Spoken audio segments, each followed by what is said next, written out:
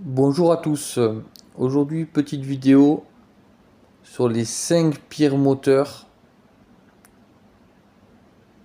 pour des véhicules d'occasion, des véhicules tout court, entre 2010 et 2020. Donc sur des véhicules entre 2010 et 2020. Voilà, cette vidéo a pour but, euh, si vous achetez un véhicule d'occasion, parfois oui, il est joli, il est sympa, mais vous faites un achat et bam, c'est un très très mauvais moteur. On est parti. Donc pour le premier moteur, le moteur de chez PSA, le moteur 1 litre de PureTech EB2. Donc ce moteur va être monté sur beaucoup de véhicules, donc tout ce qui est Peugeot, Citroën principalement, donc ça va être les 208, 308, 2008, vous voyez tout ça à l'écran. Donc il a des sérieux problèmes, hein. La courroie de distribution elle est immergée dans l'huile, ce qui use prématurément et peut casser brutalement. Voilà, vous voyez, surconsommation d'huile. Turbo fragile, encrassement moteur qui peut bien entretenu. Et là, ils expliquent clairement que après 2020, ils l'ont amélioré légèrement. Après, est-ce que c'est un très bon moteur? Je pense pas, mais ils l'ont amélioré. Et surtout, ne pas acheter de véhicule entre 2013 et 2018.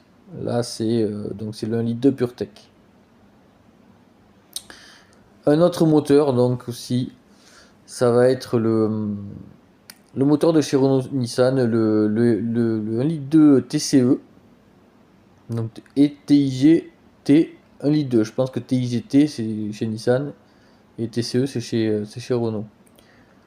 Donc voilà, il est monté sur les Clio 4, les Capture, les Mégane, Mégane 3, Mégane 4, les Duster Dacia, les Nissan Qashqai, les Juke.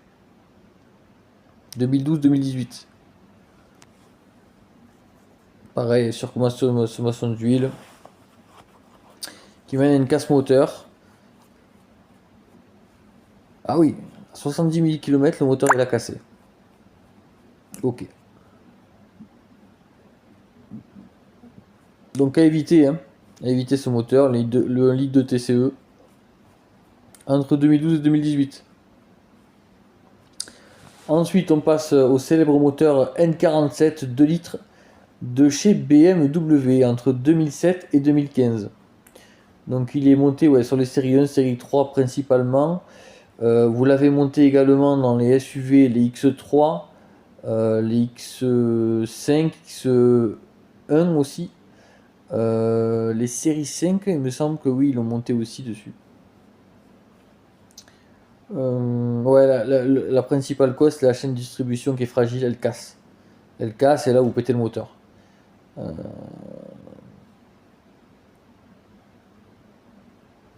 Voilà. Ensuite, on passe chez moteur Volkswagen Audi. Le 2 litres TFSI EA 488, EA 888. Les anciennes générations. Donc tout ce qui est groupe Volkswagen, vous allez avoir l'Audi A4, la Volkswagen Passat, la Golf, etc. Les points faibles, forte consommation d'huile.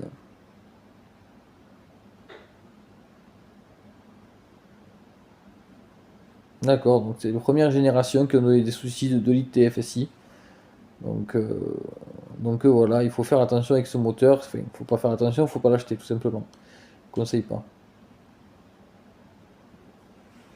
Ensuite, un autre moteur, donc chez Mini, le 1 litre turbo N14. Monté sur les Mini Cooper S 2007-2013. Il n'est pas fiable du tout, hein. Étirement fréquent de la chaîne de distribution, problème de turbo et accumulation de carbone. Merci, certains modèles ont techniquement commencé un peu avant 2010, beaucoup ont circulé et causé des problèmes pendant la période 2010-2020. Donc à éviter tous ces moteurs. Voilà, vous avez vu, donc surtout si vous voyez des véhicules d'occasion avec ces moteurs-là, on va faire un petit retour en arrière, voilà. N'achetez surtout pas. N'achetez surtout pas, vous allez être embêté. Vous allez vouloir revendre votre véhicule 4 ans ou 6 ans ou 2 ans après que vous l'ayez acheté, au niveau de la cote, ça va baisser parce que c'est des véhicules qui sont plus recherchés. Les gens le savent, mine de rien, ou alors vous allez tomber sur un client ou un acheteur qui va pas connaître, qui va pas savoir. Après, voilà.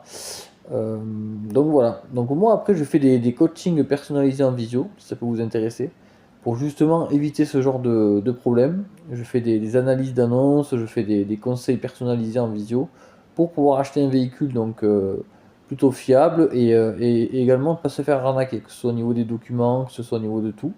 Donc voilà, vous avez le lien en description. C'était Guillaume et je vous souhaite une agréable journée.